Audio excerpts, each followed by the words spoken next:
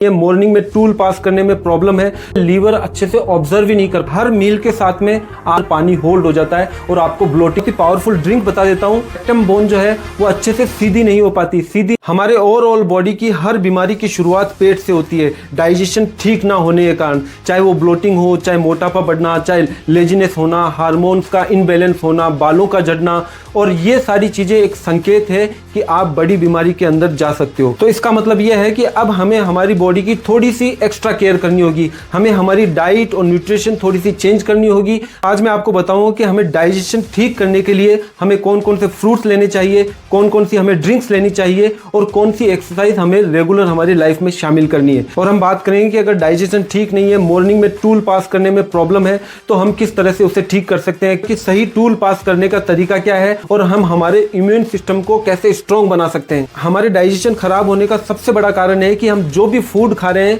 हमें उस फूड के बारे में पता ही नहीं है कि ये हमारे पेट में जाके किस तरह से काम करेगा। तो हमें सबसे पहले तो ये पता होना चाहिए कि जो भी हम फूड खा रहे हैं, हमारे पेट में डाल रहे हैं, वो किस तरह से काम करता है और उसके अंदर कितने मिनरल्स हैं, उसमें कितने फाइबर्स हैं। ये सारी चीज़ों की डिटेल्स हमें मालूम होनी चाहिए और हमें ये मालूम होना चाहिए कि हमें फूड कब खाना चाहिए और हमें पानी कब पीना चाहिए। कोई भी अगर ड्रिंक लेनी है या कोई भी टी लेनी है तो हमें किस समय पे लेनी चाहिए। तो इन चीज़ों का हमें मालूम होना बहुत ज़रूरी है। और एक्सरसाइज हमें कब करनी चाहिए और किस तरह की एक्सरसाइज करनी चाहिए। तो आज इस वीडियो में हम कंप्लीट डिटेल से यही बात करेंगे कि हम किस तरह से हमारी डाइट को चेंज कर सकते हैं हमारी हेल्दी लाइफ के लिए। मैं आपको रियल बता रहा हूँ, जो भी फूड मैं बताने वाला हूँ और जो भी आपको मैं ड्रिंक बताऊंगा, अगर आपने प्रॉपर तरीके से इन चीज़ों को अपनी लाइफ में शामिल कर लिया तो आप मानोगे नहीं, आप 10 साल अपनी उम्र को छोटा कर सकते हो, आप 20s की एज में वापस जा सकते हो और अपनी लाइफ को हैप्पीनेस, और आपकी लाइफ में हैप्पीनेस बढ़ जाएगी, स्ट्रेस फ्री लाइफ हो जाएगी। काफ़ी सारी कंट्रीज में ट्रेवल कर चुका हूँ, मेरे काफ़ी सारे दोस्त यूरोप में भी है, ऑस्ट्रेलिया में भी है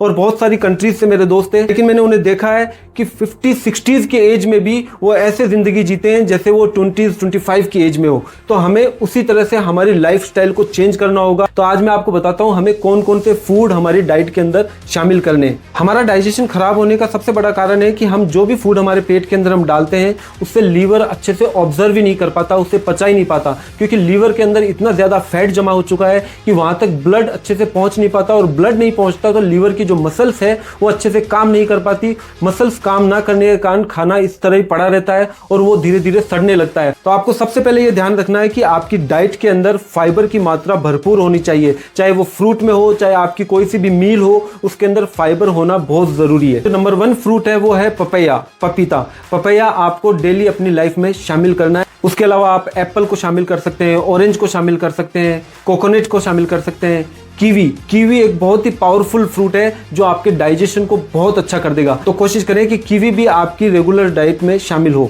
दूसरा, आपको अपनी डेली लाइफ में ओट्स को शामिल करना है। ओट्स के अंदर भरपूर मात्रा में फाइबर होता है। आप लंच में ले सकते हैं या फिर आप ब्रेकफास्ट में ले सकते हैं या डिनर में। आप तीनों टाइम में से एक टाइम ओट्स को अपनी डाइट के अंदर शामिल करें। आपको एक तरीका बता देता हूं कि ओट्स को आपको कैसे खाना है। अगर आप ब्रेकफास्ट में ओट्स लेते हो तो ये सबसे बेस्ट रहेगा। आप प्लेन ओट्स लेके आए और ओट्स को आपको रात को 1 कप ओट्स आपको एक कटोरी के अंदर, बाउल के अंदर भिगो देने हैं। और जब आप ओट्स भिगो रात को तो उसके साथ में आप थोड़े से ड्राई फ्रूट और 2 अंजीर भी साथ में भिगो दें और रात भर उन्हें पड़ा रहने दें। और जब आप मॉर्निंग में ओट्स का ब्रेकफास्ट लें तो उसके अंदर भिगोए हुए ड्राई फ्रूट डाल दें। 1 स्पून आप पीनट बटर डाल सकते हैं, 1 स्पून आप हनी डाल सकते हैं और उसके अंदर आप एप्पल भी चॉप करके डाल लें या बनाना भी आप डाल सकते हैं और आपका पावरफुल डाइजेशन को बेस्ट करने वाला ब्रेकफास्ट तैयार हो जाएगा। उसके अलावा आपको आपकी हर मील के साथ में आपको खीरा, ककुम्बर आपको सलाद में लेना है। आप प्याज भी उसके साथ में लें और कुकुम्बर आपको सलाद में रखना ही है। आंवला एक बहुत ही पावरफुल इंग्रेडिएंट है जो आपके डाइजेशन को, आपके पेट को, आपकी आंखों को, आपके बालों को,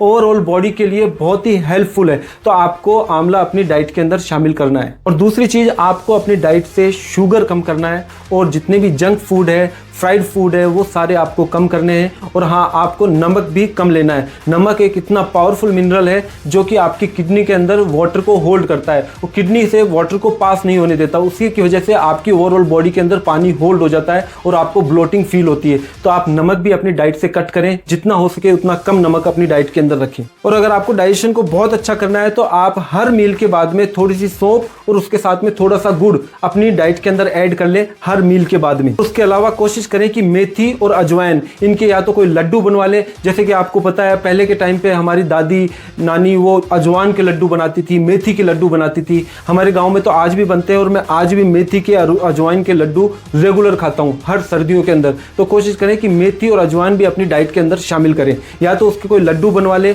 या फिर मेथी को कई तरीके से आप खा सकते हैं। मेथी को आप रात को भिगो के रख दें और मॉर्निंग में उसका पानी पी ले और उसके साथ में मेथी को आप चबा के खा सकते हैं। मैं आपको एक बहुत ही पावरफुल ड्रिंक बता देता हूं, अगर आपका डाइजेशन ठीक नहीं है तो अगर आप रेगुलर वो ड्रिंक अपनी मॉर्निंग टाइम में सुबह उठते ही लेंगे तो ये आपके डाइजेशन के लिए, आपके ओवरऑल पेट के लिए, ओवरऑल बॉडी के लिए बहुत ही फायदेमंद चीज है। और उस टी को आपको कैसे बनाना है, सबसे पहले आप पानी बॉईल कर लें, उसके अंदर आपको इलायची, काली मिर्च, लौंग और दालचीनी, सिनेमन पाउडर, वो आपको अच्छे से पीस के उसके अंदर डाल लेने हैं और अदरक आपके पीस के उसके अंदर डाल लेने और उसको अच्छे से बॉईल कर लेना है। जब वो पानी बॉईल हो जाए उसके बाद में आपको गैस को बंद कर देना है और उसके बाद में आपको हाफ टी स्पून चाय पत्ती डालनी है, यानी कि चाय पत्ती को आपको बॉईल नहीं करना है। किसी भी तरह की कोई भी चाय पत्ती को कभी भी आपको बॉईल नहीं करना है। बॉईल करते हैं तो उसके इंग्रेडिएंट्स खत्म हो जाते हैं। और जब चाय पत्ती आप डाल दें तो उसके बाद में आपको कप के अंदर उसको निकाल लेनी है और उसके अंदर आपको हाफ लेमन डालना है और 1 स्पून आपको हनी डालना है और वो चाय आप मॉर्निंग में पिए। उसके अलावा आप ग्रीन टी भी पी सकते हैं। ग्रीन टी एक बहुत ही पावरफुल टी है। आपको मालूम होगा जापान के अंदर मैक्सिमम लोग,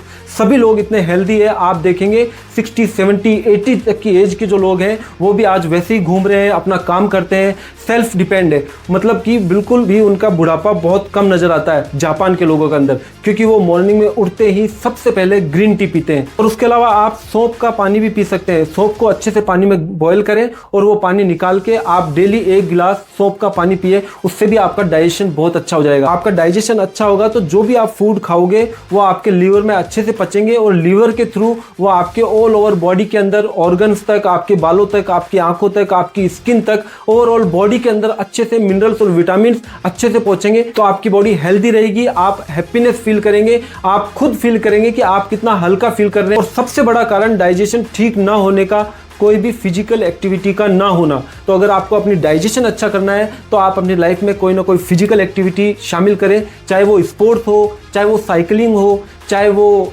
जिम में वर्कआउट हो, चाहे वो योगा हो, कोई भी इस तरह की एक्सरसाइज जिससे आपका ब्लड फ्लो बढ़े। जब ब्लड फ्लो बढ़ेगा, आपका पसीना आएगा तो फैट भी लॉस होगा और आपका डाइजेशन बहुत अच्छा हो जाएगा। तो आपको 30 से 45 मिनट्स आपको कोई ना कोई वर्कआउट या फिजिकल एक्टिविटी आपकी लाइफ में शामिल करना बहुत जरूरी है। और अगर मॉर्निंग में आपको टूल पास करने में परेशानी होती है तो कोशिश करें कि आप इंडियन कमोड यूज करें, ना कि यूरोपियन कमोड। यूरोपियन लोग तो अभी इंडियन की तरफ जा रहे हैं और हम लोग जो है वो यूरोप की तरह कमोड बना रहे हैं। तो कोशिश करें कि इंडियन कमोड यूज करें, क्योंकि जब हम यूरोपियन कमोड में बैठते हैं तो हमारी रेक्टम बोन जो है वो अच्छे से सीधी नहीं हो पाती। सीधी ना होने के कारण हम अच्छे से टूल पास नहीं कर पाते। और जब हम इंडियन कमोड के अंदर बैठते हैं तो हमारी रेक्टम बोन जो है वो अच्छे से सीधी हो जाती है और टूल पास करने में बहुत आसानी होती है। तो कोशिश करें कि इंडियन कमोड ही यूज करें। और उसके अलावा अगर आपके घर पे यूरोपियन सीट है तो आप इस तरह से कोई टेबल या कोई स्टूल आप पैरों के नीचे यूज कर सकते हैं। तो आज के लिए इतना ही। अगर आपके कोई भी किसी भी तरह के सवाल हो तो आप मुझे कमेंट करके पूछ सकते हैं। तो फिर मिलते हैं नेक्स्ट वीडियो में। Thank you very much.